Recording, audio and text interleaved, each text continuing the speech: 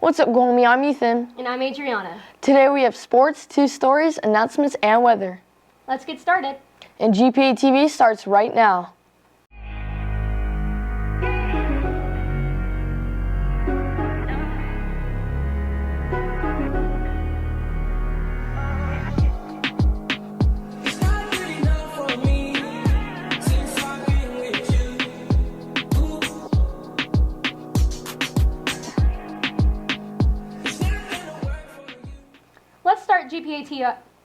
Let's start GPATV off with Brenna. For sports. Hey Guahomie, it's Brenna bringing you sports. Last Friday, varsity softball beat Orange Glen 19-11, and they have a home game this Wednesday against Monte Vista at 3:30. They also have an away game on Thursday in San Diego. Tuesday, the JV softball team has a game at 3:30 against Orange Glen. Next Friday, track and field has a meet against Calvin Christian at the Crusader Classic at 3 o'clock. Make sure to support your Guahomie sports. This year has been a great year for the boys basketball team, but sadly they fell short at the CIF final game this past Wednesday to San Diego. The final score was 82-56. There is a boys volleyball interest meeting this Thursday after school in Mr. Friedman's room from 3:10 to 3:20 p.m. Well, this has been Brenna bringing you sports. Now back to the studio. Great job, Brenna. Yeah, that was great. Hey, Adriana, do you know what net neutrality is? I'm not really too sure what it is, but we do have a story on it, and it can inform us about what it is. Sounds really informational. Let's check it out. Neutrality is the principle that internet service providers should enable access to all content and applications regardless of the source or blocking particular products or websites. How does net neutrality affect American citizens? Providers such as AT&T, Verizon, and Sprint all have websites they prefer to use faster internet with. Net neutrality allows us to use websites with no slower effects of speed. It does have a costly price, but some people are willing to pay if it means faster internet. This has been a trending issue ever since December of 2017. It carries various pros and cons, and now that we know it's passed, it can recontrol how we use the internet. This subject contains much controversy, whether it should have been passed or not, due to all the money we would pay our websites compared to using the free internet now. Here are some ideas of what we can expect with the net neutrality into law these next few years. YouTube makes 45% of every million views per YouTube creator. If every big site makes this much, this easily, net neutrality costs come off a little bit ridiculous. Many cable companies are creating packages starting at $40 a month for websites such as Google, YouTube, and news sites. Without this package, you would have to individually pay for things $5 and up. Students now have to pay for net neutrality, lowering school funds that could be used towards students' education, towards textbooks, access to more educational items, and technology applications. Low-income families won't have the opportunity to research for schools, apply for colleges, or have an up-to-date news source. This law favors the above-average citizens. It particularly affects students because of all the schoolwork that could be backed up by the internet's facts. I'm here with Bethany Doyle, and I'm going to ask her some questions on net neutrality. So, Bethany, have you heard anything about net neutrality? I did. I heard about it when they were voting on it recently, and yeah, I've heard about it from a lot of sources. Do you know what it can do? I know that it makes you pay more, especially like for schools and things like that, because schools pay for so much and then they're going to have to pay for more just so students can have access to a good education. Did you know that we have to pay things like $2 per Google search and $19 for YouTube? Like, how do you feel about that? Are you going to use the internet the same way? I honestly feel like it's going to become, we're not going to be using the internet anymore. We're going to be like farmers. I agree. I think they should rethink about what they just did. Because they're going to have to pay more too. Exactly. So I'm here with Chris, and I'm going to ask him, what is your general opinion on net neutrality? So, my opinion is I hate it.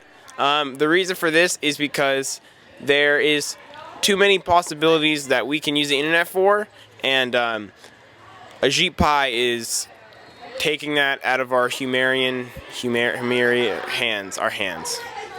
Monos.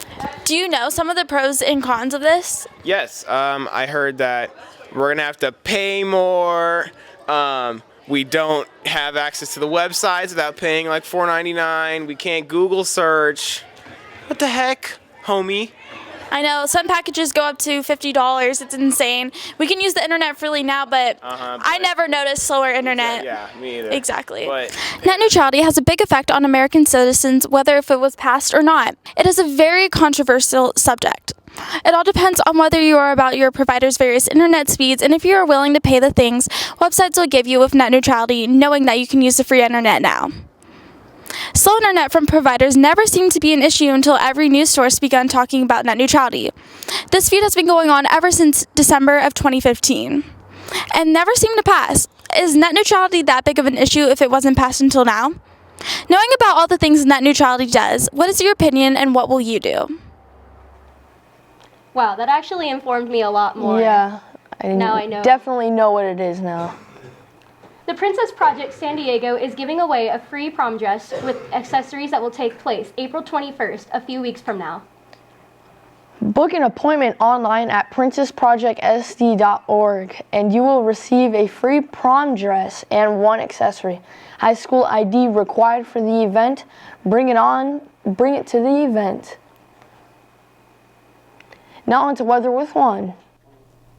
Hey Guomi, it's Juan bringing you your weekly weather. For most of the week, weather is looking to be in the low 70s with Wednesday being cloudy. Saturday it's expected to rain with temperatures being in the mid 60s, and Sunday we are looking at a high of 65 with a low of 52. Well, that's all for weather this week, Go Homie. This has been Juan, signing out. Hey Ethan, do you remember when we had that story on corgis? Oh yeah, that was actually a really great story. I love that one. So cute. Yeah, it actually inspired me to make a story on my favorite breed of dog. Let's check it out. Dogs. What makes dogs so popular? Why don't people just get a cat or a bird? Dogs are known to be man's best friend for a reason.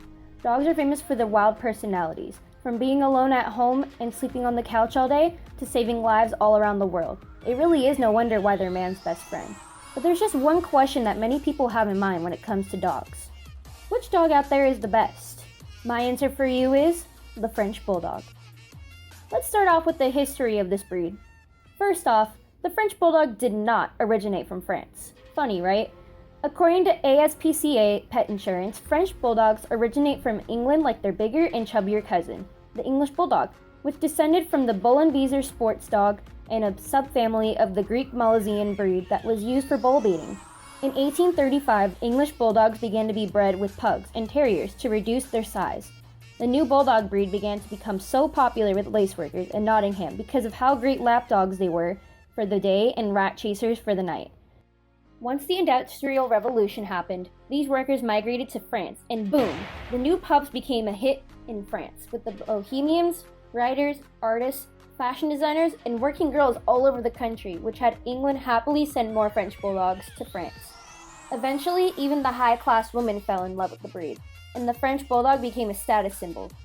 Soon enough, the breed started to appear in the US around the late 19th century and earned the nickname they have now, Frenchies. Now, let's move on to some fun facts. First, French Bulldogs are known to have fun personalities as they have a lot of energy and are friendly with kids and loyal to their owners. Sometimes it gets to the point where they're overprotective over their owners.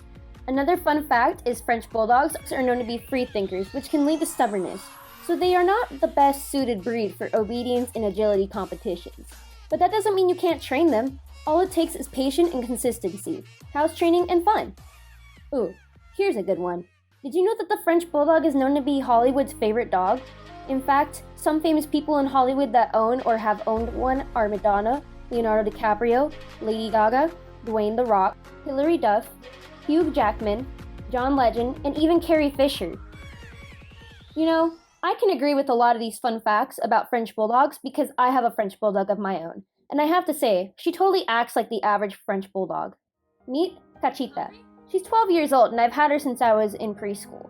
She's basically seen me and my brother grow up, and like those fun facts say, she gets protective over my brother and me. Cachita loves to play in the sun and play with her chew toys when people are home. That way she can have people to play with her too. Cachita is a great example of how French Bulldogs act. It takes a lot of patience and time to train them due to their stubbornness, but with a little bit of love, anything is possible. I love you. As we can see, French Bulldogs are a very popular breed, and we can see why. Who doesn't love a cuddly dog that's playful, friendly, and loyal?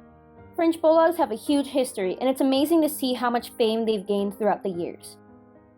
I'm Adriana Gonzalez, reporting for GPATV. Well, that's all for today, Go Homie. I'm Ethan, And I'm Adriana. signing out.